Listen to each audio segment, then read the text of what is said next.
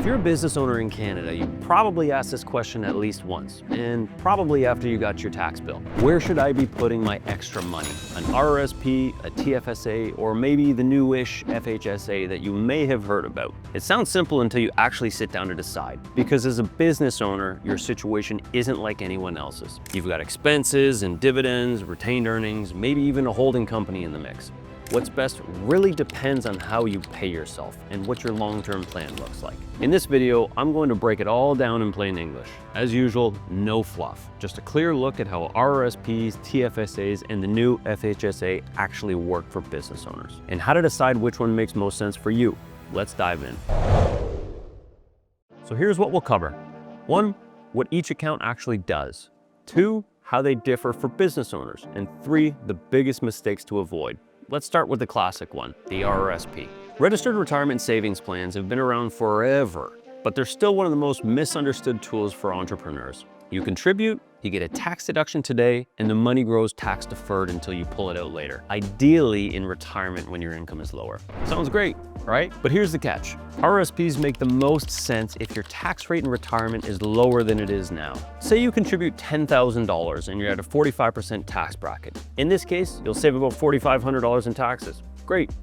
Now, you retire and you take that $10,000 out, and you're now at a 25% tax bracket, so you're only taxed $2,500. Even better. Not to mention the additional income you've earned on those investments, and of course the goal is to earn income on those investments.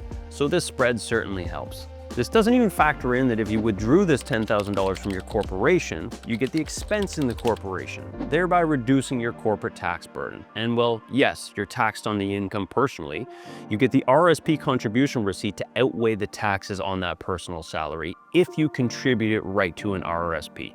That's a win-win. If you mostly pay yourself in dividends or plan to sell your company one day and retire off a capital gain, that tax deferral might not be as powerful as it looks. In fact, here's something a lot of business owners miss. You can't even build RRSP room unless you pay yourself a salary, and that's important. RRSP contribution room is based off earned income, and dividends are not considered earned income for tax purposes. It sounds complicated, but lucky for you, I have a video that breaks it all down. So if you've been avoiding salary to save on CPP, you've also been limiting your RRSP room. That's not necessarily bad. It just means your RRSP strategy has to match the way you compensate yourself. When used properly, especially with a consistent salary and high income, RRSPs are a powerful tax deferral tool. Just remember, they don't eliminate tax, they simply push it into the future, ideally when you'll pay less. Next up, the tax-free savings account, basically the opposite of an RRSP. No deduction up front, but every dollar that grows inside comes out completely tax-free, gains and all. This one's a favorite for business owners because it's simple and it's flexible. You can contribute, withdraw, and recontribute later without any penalty. But keep in mind, a withdrawal and recontribution does still chew up that room. So say for instance you've maxed out your TFSA and you withdraw $10,000. That does not immediately unlock an extra $10,000 of contribution room. What happens is you need to wait until the next calendar year and then you can recontribute that as you've grown your TFSA contribution room. There's no penalties, but you may not be able to put it right back into the TFSA without the appropriate amount of space. And unlike the RRSP, it doesn't matter how you pay yourself, salary or dividends, your room stays the same. It just increases on an annual basis. For a lot of business owners, the TFSA is the best place to build personal wealth outside the corporation. It's clean, it's yours, and there's no surprise tax bill waiting down the road. Oftentimes, we suggest maxing this out as quick as you can. But as always, and say it with me now, it depends.